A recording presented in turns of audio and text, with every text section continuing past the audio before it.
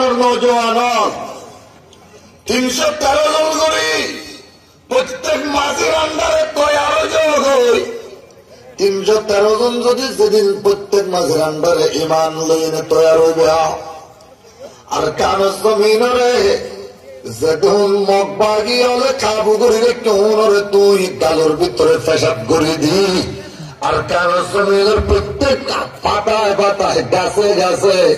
আল্লাহু আকবরের ঝান্ডা লটকাই দিবে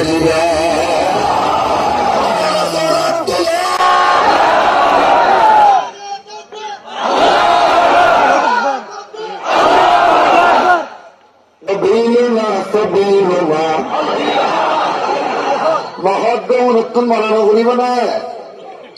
জেহাদত তামান্না কলিজার ভিতর না থাকিলে রসুল বায়গের মধ্যে মরিবিতে ফলয়ামুত